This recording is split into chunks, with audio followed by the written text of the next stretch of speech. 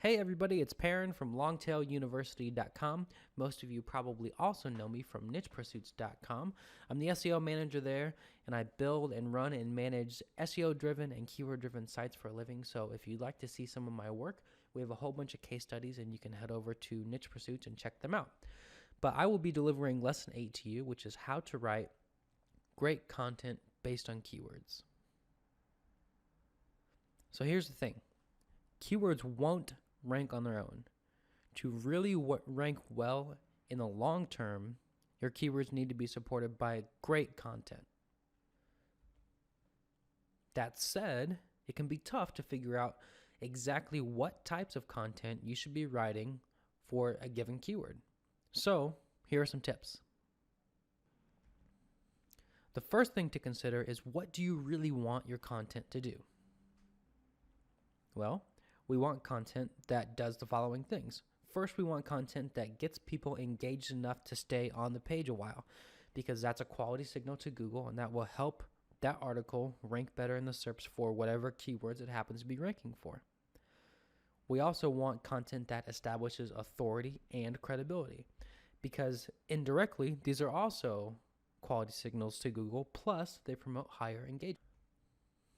And of course, we want content that encourages people to click on things that make us money. So if we're running an AdSense site, we want content that encourages people to click on ads. Or if we're running an Amazon affiliate site, we want content that encourages people to click on those affiliate links. Or if we're running some other kind of site, maybe an e-commerce site, we want to write content that encourages people to take whatever action it is. Maybe it's making a sale, maybe it's buying a product. You get the idea. The bottom line is, we want content that shows Google people find our page useful.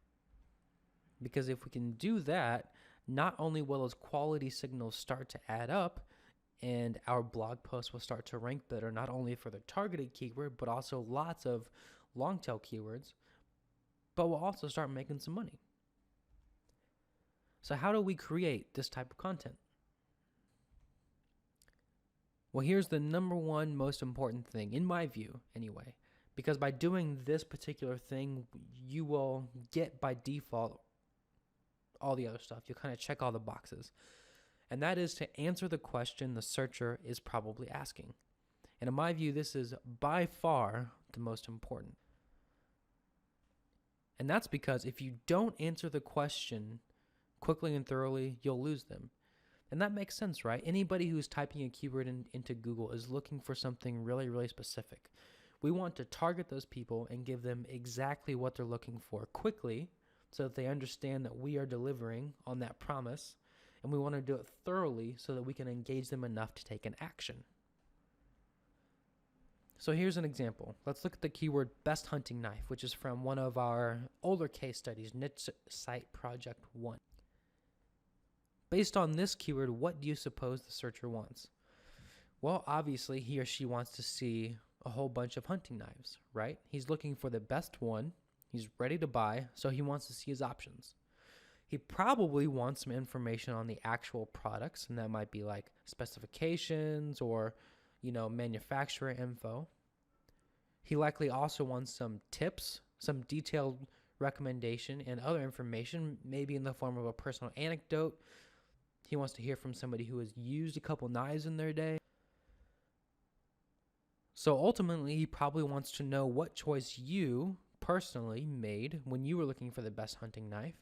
So you're telling him about all these hunting knives. What would you buy? And then he wants to know where he can buy it.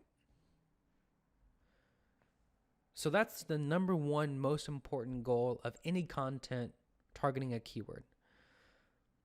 Because if you actually do answer the question, if you do it quickly and thoroughly, readers will stay on your page longer, which is great. They're much more likely to convert, and it's a quality signal for Google. They're going to scroll down further, and they're going to click through your links, products, and buy buttons. And all of that stuff gives Google great engagement signals, and not only helps you to rank, but also helps you to make money because your readers are doing the things that you want them to do.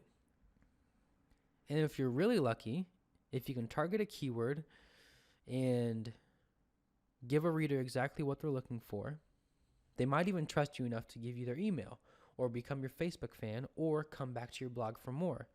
And that's when you can really start racking up the revenue because you're building an audience, right? So that's what we want great content to do. How do we do it? Well, there's a couple different elements we need to consider. That's tone, formatting, style, and virality or social potential. Now, I have written in lots of different industries on lots of different platforms. So obviously I've been blogging for a really long time. Before that, I had published over 1,000 articles on the internet.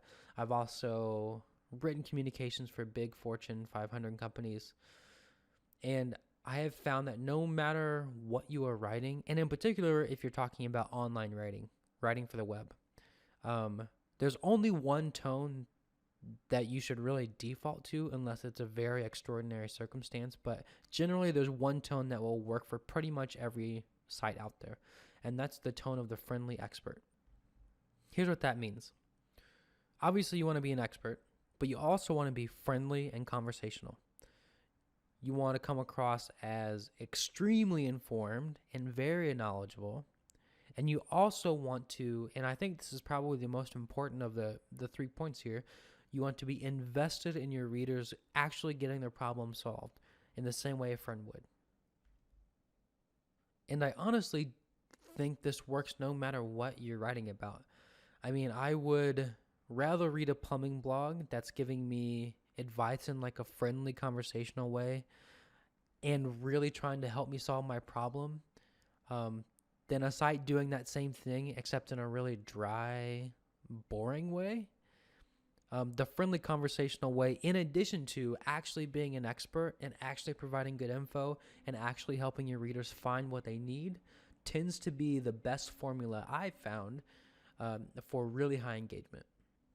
And that works in basically every market, with the very possible exception of B2B markets. It does work in a lot of B2B markets, especially if you're talking to small business owners. But if you're moving into the more corporate sphere, there's a different kind of B2B language that you need to adopt, and only you can decide that. For the vast majority of us, especially people who are coming from nichepursuits.com, this tone of the friendly expert is probably, should be your default. So that's tone. Let's talk about style because they're a little bit different. The style of your site should have a couple key elements no matter what you're writing about. Firstly, it should be consistent. Your style must be consistent across your whole site. If your style is not consistent across your whole site, you tend to look sloppy and unorganized and unprofessional. Your style should also be consistent with your industry. So you should be using the same jargon your industry uses. You should be using the same types of design elements, the same content platforms, and the same content types. So if there's a lot of technical writing in your industry, you need to be publishing lots of technical writing type info. If there's lots of visual information, lots of infographics, or lots of like listicles or whatever it happens to be in your market, you need to be using that same type of stuff. And the reason is because it shows that you are a part of that market and you know what you're talking about. Lastly, for your style, you have to have A+ grammar and punctuation. There's absolutely no excuse for this, especially in 2015. People are smart. People read a lot. People see a lot of blogs. People are probably reading your competitors' blogs in addition to your blog. So you must look professional. So there's no excuse for this. If you don't know grammar, if you don't know punctuation, hire an editor or a proofreader to go through all of your stuff. And really the best way to put all of these together is to develop a house style. When you are writing as a freelancer, typically when you get hired, and I know because I did this for many years, typically when you get hired anywhere, they'll give you a house style guide, which has guidelines for what type of punctuation they like, their rules, how to structure articles, and that sort of thing. And that's a good way to both be consistent and set up rules to use like industry standards, and also establish some grammar and style guidelines for your writers and editors, whoever they are.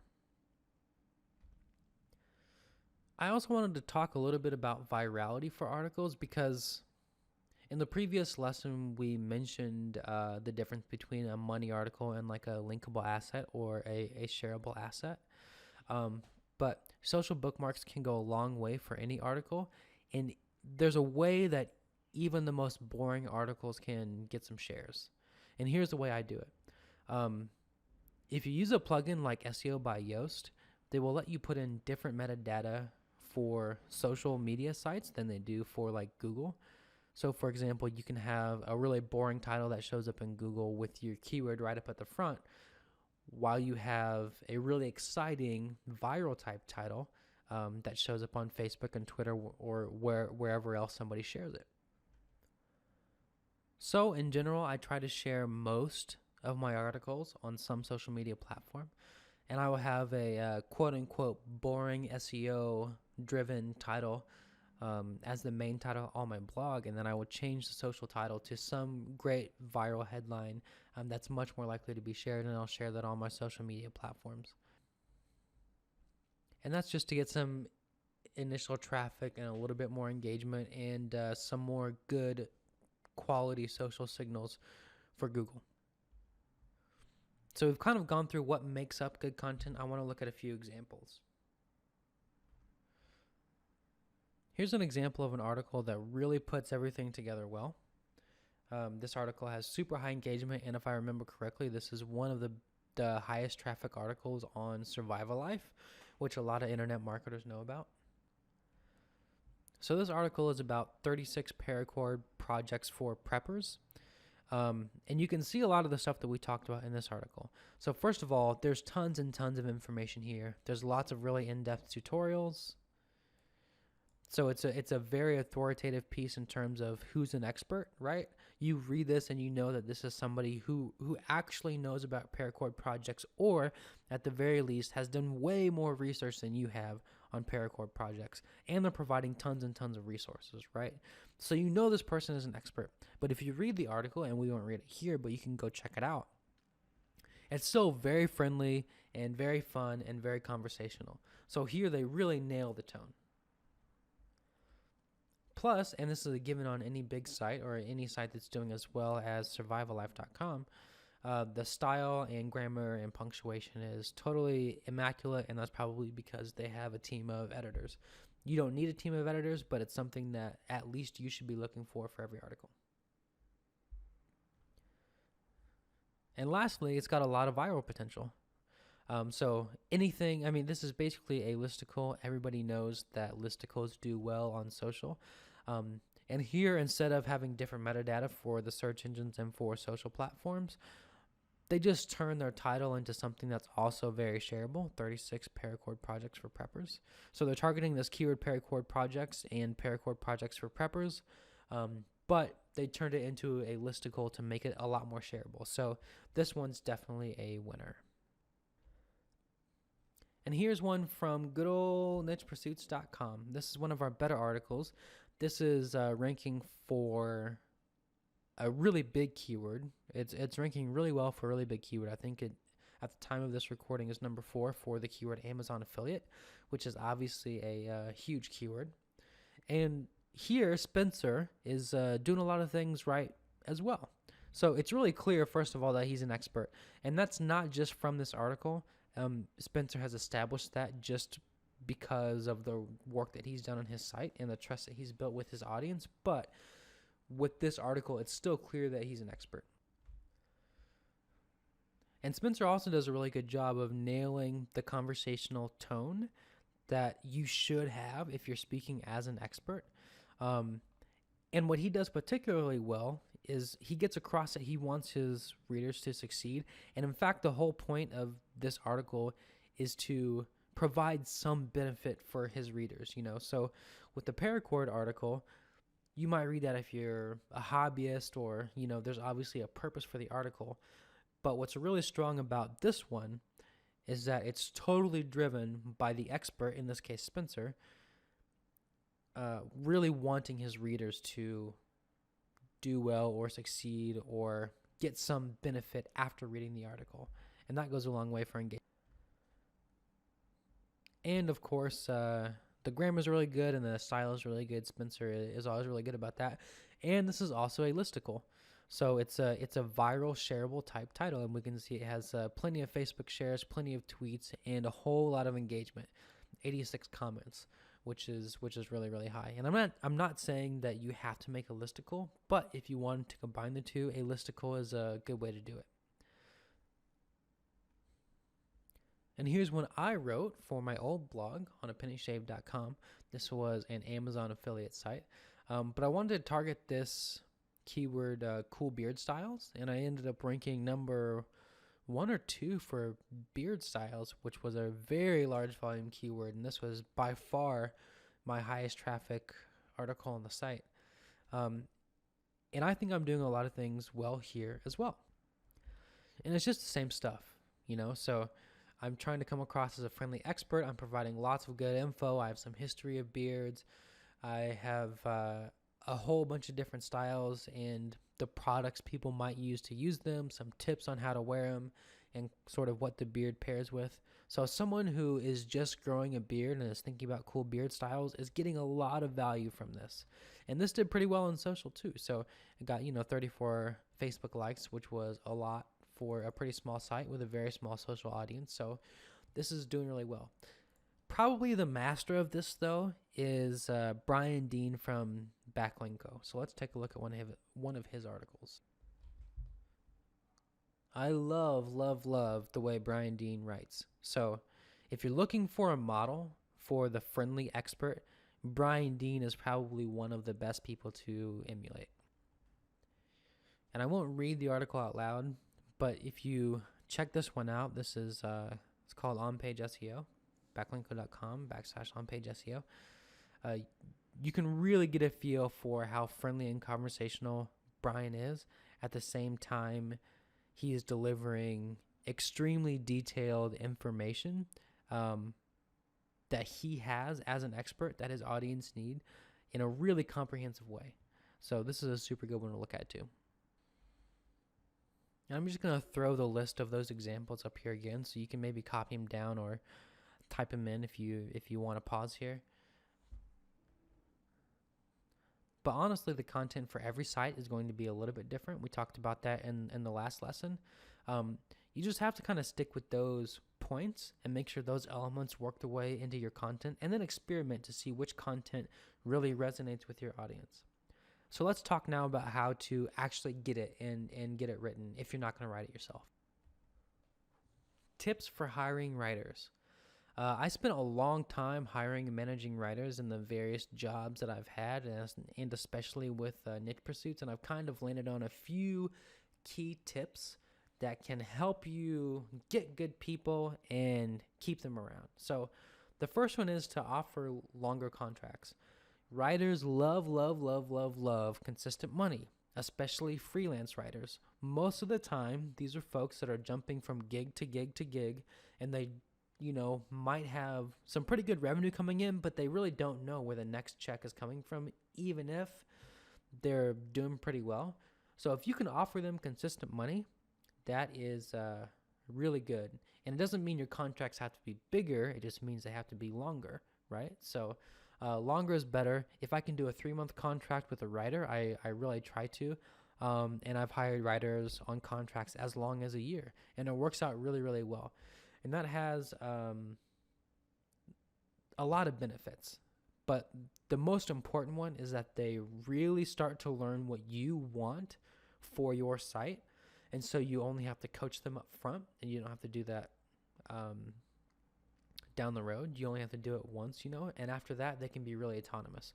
And that's definitely by far the biggest benefit to offering longer contracts. Usually when I'm hiring writers, I'll give 3 or 5 writers a test article, and I'll hire the best one. This is something that John Haver writes about when he's hiring anybody, but I particularly like it for writers. So basically, I will find 3 or 5 people on Elance or Odesk or Copycog or wherever, and I'll give them all the same assignment, and then they'll give them back to me. And I'll be looking for a lot of things aside from the quality of the writing. I'll be looking for speed. I'll be looking for efficiency. I'll be looking for who does it on their own versus who asks a bunch of questions, because there's usually a happy medium there. But then I will also, of course, look at the quality of the writing. And typically I will hire the best one, but if I'm really looking for the best person, I'll hire two and then give them each a different article. But hiring a couple to give, or hiring a handful of writers and giving them a test assignment is a really good way to find someone good. And the other tip I have for hiring writers, and I wish I had figured this out sooner, is to hire writers who are also contributors on large media sites. Huffington Post, Entertainment Weekly, Digital Journal, that type of thing. And there's a couple reasons for this. First, the writing quality will usually be much, much higher. These are people who know how to write for large, active audiences who have already been vetted by these large, important, authoritative sites. So you know the writing is going to be at some quality level, right? Secondly, you'll get really easy mentions on those sites. You know, you can just say, hey, if you're going to write an article about this, throw in a mention to my site.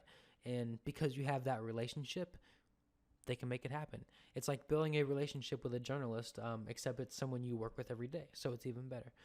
So if you can, hire writers who are also contributors on large media sites. So where do you find these folks? There are a bunch of different places. There's freelancer.com, which I haven't used a lot, but it's so good. Copycog.com it's a freelance marketplace plus a writer management solution, and it integrates really well with WordPress.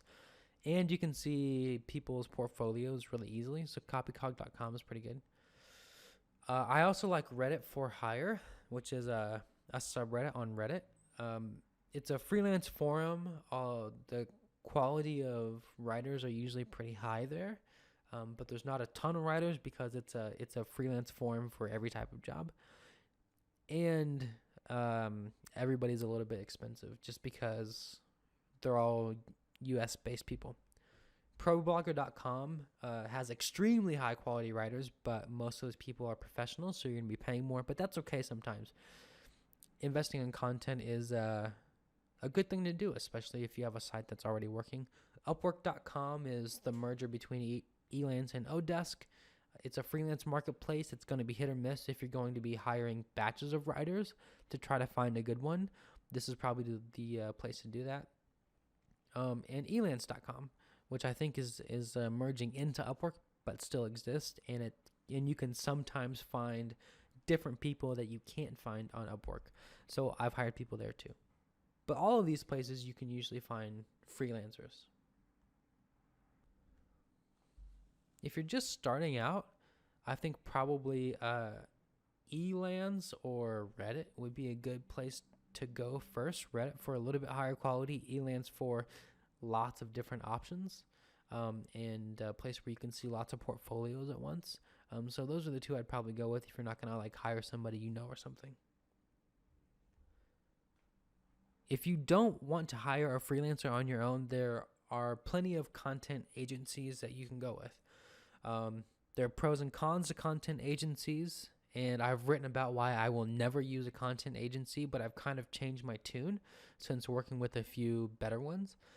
So here are some of the ones that I recommend. First one is Word Agents. This is probably the one I use the most. They are expensive, but you get a project manager, and the writing quality is generally pretty high, but they are pretty expensive. Text Broker is also out there. The good thing about Text Broker is that you can choose your level of quality, and of course the top quality is going to be much more expensive than the lowest quality, but for most people there's a happy medium. I tend not to use them because I invest heavily in the quality of content on my site, and I care a lot about it. It's very important to me, and it's just too expensive to get the top tier of Text Broker. You can find stuff that's just as good in other places, but if you have a low stakes site, like you have a site where you have to write descriptions for a bunch of hotels or something and there are only 200 words or whatever, Text Broker would probably be a really good way to get that much writing really quickly. Longerdays.com is also really good. It's like all-in-one outsourced solution, so they do stuff besides writing, but but writing and editing is one of the things they do. It's very expensive. It's the same as hiring an employee. The benefits are, of course, quality is really high, and you get a project manager who manages the writing totally. Plus, because they do a whole bunch of different stuff besides writing, you can also have them like edit it and post it on your site and handle all of the publishing actions too. So if you're looking for something that's truly all in one, Longer Days is probably the way to go. And then Grad Assistance, if you're just looking for cheap writing. Grad Assistance pays its writers with student loan repayment. So all of the writers there are college educated and have graduated from college at some English-speaking institution, which is really cool. And they're getting paid back with loan repayments.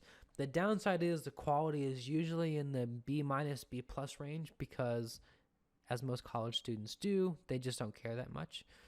So I've had to send a bunch of stuff back to them before, but I've also gotten just massive batches of content for pretty cheap. So these are kind of your 4 options if you want to go with an agency. And, there should be an option for most people within these 4. And the real reason you would go with an agency over hiring a freelancer is if it's time for your business to scale. So hiring a freelancer to do a couple articles a week is really great and very feasible. Hiring a freelancer to do 50 articles a month is just absolutely not possible while keeping the quality up without hiring that person full-time and getting them, medical and health benefits. So agencies are a really good way to scale. But overall, that's it. With content, you have to really experiment with what your site needs. But if you practice tone and practice style and practice formatting and try to write a couple articles that have some viral and social potential, and if you hire some good writers or a good agency, and you have a good editorial process in place, you can publish some really cool, really engaging content that makes you some money. But that's it for this lesson. Hope you enjoyed it. Thanks a lot.